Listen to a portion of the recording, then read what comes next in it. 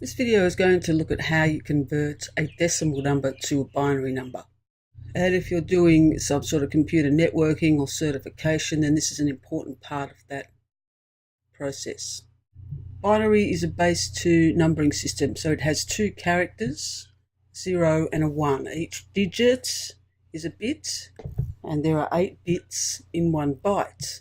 And in converting decimal numbers to binary and binary to decimal, we're usually doing that to work with IPv4 addresses.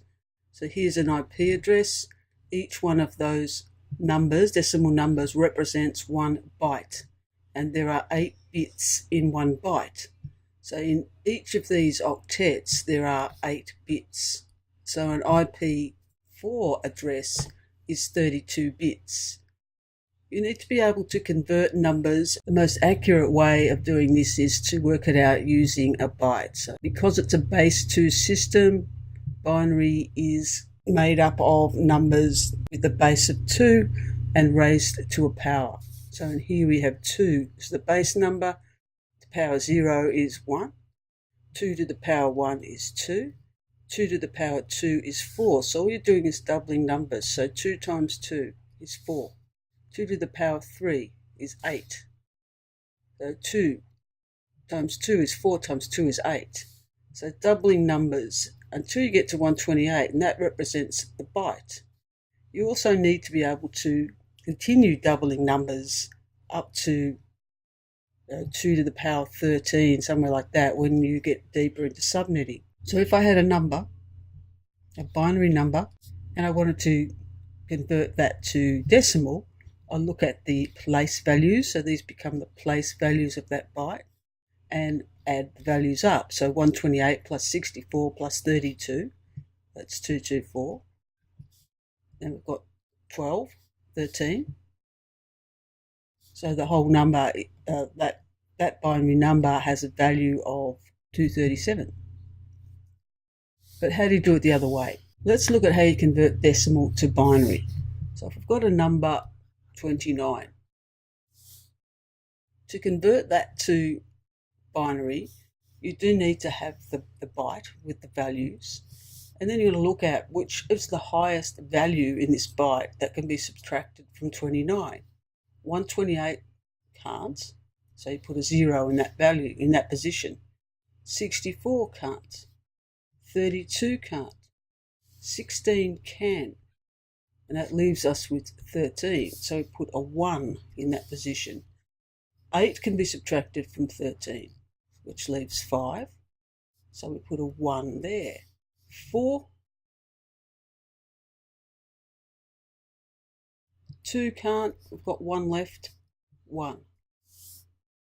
Now as you get better at this, you don't need to do all of this subtraction. For 29, once I got to 16, I can sort of see, or once I got to 13, I could work it out there. 8 and 4 is 12 and 1 is 13. I know 1s will go there. And until you get better at that, it's often a good idea to actually do it this way. Let's look at another example. 145. What's the highest value that can be subtracted from 145? 128 can. So 128 from 145 is 17. So 64 will not be subtracted from 17, nor will 32. 16 can. This leaves 1. So we put a 1 there, a 1 in that position, and everything else gets a 0. So 145 decimal is this in binary. Another example, 242. What is 242 decimal in binary? Now, remember the highest number that you can get in a byte, if all of those positions were on, all the bits are on, all got 1, the highest value is 255. So all bits on is 255. So 244 is going to fit in with in that byte. So 242, 128 can be subtracted from 242, which leaves us with 114. 64 can be subtracted from 114. This leaves us with 50. 32 can be subtracted from 50. Leaves us with 18. So now that means 16 will fit in there. Leaves 2 zeros here, a 1 and a 0. And if you add them up, you try and make sure that you've got it right. Without resorting to using calculators, just add up all the ones and see if you have got it right. 128 plus 264 plus 32 plus 16 is 240. And then you've got the 2. So it is right, 242 is right. So you can use that as a means of checking your conversions. All right, another example, 178. 128 can be subtracted from 178. This leaves 50. 64 cannot be subtracted from 50. 32 can. Which leaves 18.